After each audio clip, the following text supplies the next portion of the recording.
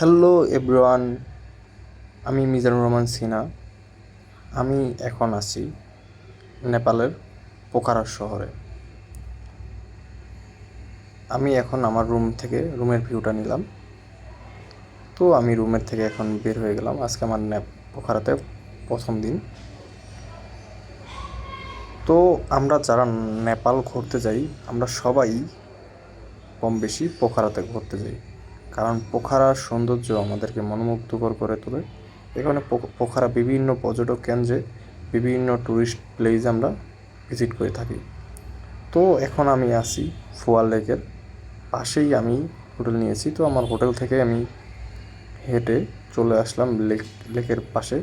তো লেকের পাশে আমি সন্ধ্যা হওয়ার আগ মুহূর্তে এসেছি। তো এই কারণে ওয়েদারটাও আমার থেকে খুব ভালো লাগছিল এবং পরিবেশটাও খুব সুন্দর লাগছিল। লেকের চারপাশে পাহাড়ে ঘেরা, খুবই মনোমুগ্ধকর পরিবেশ, খুবই সুন্দর পরিবেশ। তো আমি আমার কাছে দেখা লেক ভিউর মধ্যে সেরা একটি। তো আমি আপনাদেরকে চারপাশে পরিবেশটা ঘুরিয়ে দেখানোর চেষ্টা করলাম। এবং আপনাদের সন্ধ্যা হলেই আপনার লেকের পাশে, লেকের সাইডে লাইভ মিউজিকের ব্যবস্থা আছে এবং প্রত্যেকটা রেস্টুরেন্টে লাইভ মিউজিকের ব্যবস্থা আছে কম বেশি। তো আপনারা ওগুলো উপভোগ করতে পারবেন। এবং আপনারা লেকের পাশে হাঁটার খুবই সুন্দর ব্যবস্থা, হাঁটাহাঁটি করে লেকের পাশে লেকের পুরো ভিউটা দেখতে পারবেন। আসলে লেকের পাশে হাঁটতে খুবই ঠান্ডা বাতাস, শীতল বাতাস। অনেকে লেকের পাশে ঘাসে শুয়ে পড়েছে না বা বসে বসে ফিল নিতেছে। তো আমিও একটু হাঁটাহাঁটি করলাম, একটু চারপাশে হাঁটাহাঁটির চেষ্টা করতেছি। এবং পাশের রেস্টুরেন্টগুলোতে সব ফরেনাররা সবাই বসে উপভোগ করতেছে। তো আমি ফার্স্টে যখন এসেছি, তো এই কারণে একটু আশেপাশটা একটু দেখার চেষ্টা করলাম, যে পরিবেশটাকে দেখি, তারপর না হয় কোথাও বসে উপভোগ করব। তো এই কারণে বেরিয়ে গেলাম।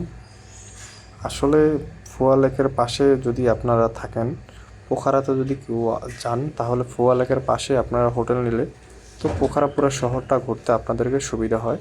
তো আমিও এই কারণে আপনার ফুয়া লেকের পাশেই হোটেল নিয়ে নিয়েছি। তো আমিও একটু বসে ভিডিও করার চেষ্টা করলাম, যেহেতু আমি সিঙ্গেল গিয়েছি নেপাল ঘুরতেছি। তো ক্যামেরা আমারই হ্যান্ডেল করতে হয় এবং সব কিছু আমারই করতে হয়। তো আমি ফোন দিয়ে ভিডিও করার কারণে ভিডিও কোয়ালিটিগুলো আপনাদেরকে ততটা ভালো দিতে পারতেছি না। কিন্তু যদি আপনার খালি চোখে দেখেন এবং চোখের সামনে দেখেন, আরও ভালো দেখবেন এবং কি আপনার পরিবেশটা আপনাকে মনোমুগ্ধকর করে তুলবে। কারণ নেপালের পোখারা শহরে কম বেশি যারা নেপালে ভিজিট করে সবাই পোখারাতে যায় এবং ফুয়া লেকের পাশেই সবাই হোটেলে ওঠার চেষ্টা করেন। কারণ আপনার ফুয়া লেকের পাশে আপনার খুব ভালো একটা ব্যবস্থা। বাস স্ট্যান্ড থেকে আপনার যদি বাইকে আসেন তাহলে দেখা যায় 50 টাকা 100 টাকা ভাড়া নিতে পারে। আর আপনার ট্যাক্সিতেও আসতে পারেন, বিভিন্নভাবে আসতে পারেন। তো ফুয়া লেকের পাশে থাকলে অনেক সুবিধা আছে আপনার। তো আমি ওইটাই উপভোগ করতেছি, যে ফুয়া লেকের পাশে যেহেতু আমি হোটেলে উঠেছি, এই কারণে আশেপাশটা আমি খুব ভালোভাবে ঘুরে দেখতে পারতেছি এবং আমি চারদিক দেখতেছি।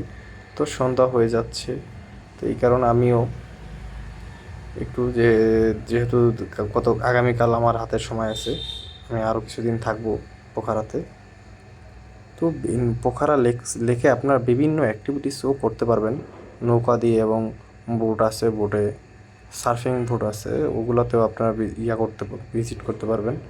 এবং আরও নানান ধরনের অ্যাক্টিভিটিস আছে, আপনারা লেকে চাইলে অ্যাক্টিভিটিস করতে পারবেন। তো আমি আজকে কোনো অ্যাক্টিভিটিস করব না, আমি আগামীকালকে অ্যাক্টিভিটিস করব। কারণ আমি আজকে আমার পোখারে আসতেই আমার বিকাল হয়ে গেছে। তো এই কারণে আমি আর তেমন কোনো অ্যাক্টিভিটিস করিনি। আমি আজকে ফুয়া লেকের পাশেই ভিজিট করতেছি, যে আমি কতটুকু ঘুরতে পারি, আশেপাশে কতটুকু উপভোগ করতে পারি, ওইটার চেষ্টা করতেছি আমি। তো আমি ওই কাজটাই করতেছি, যে কারণ ফুয়া লেকের পরিবেশটা আমি উপভোগ করতেছি। তো কিছুক্ষণ পরে আমি একটা জোশ ভাত দেখতে পারি, তো ওইটার পাশে আমি একটু ডাব খাওয়ার চেষ্টা করতেছি। এবং সবাই আমার ইউটিউব চ্যানেল মিজান আর্টস সিনা এটা অবশ্যই সাবস্ক্রাইব করবেন, পাশে থাকবেন। ধন্যবাদ।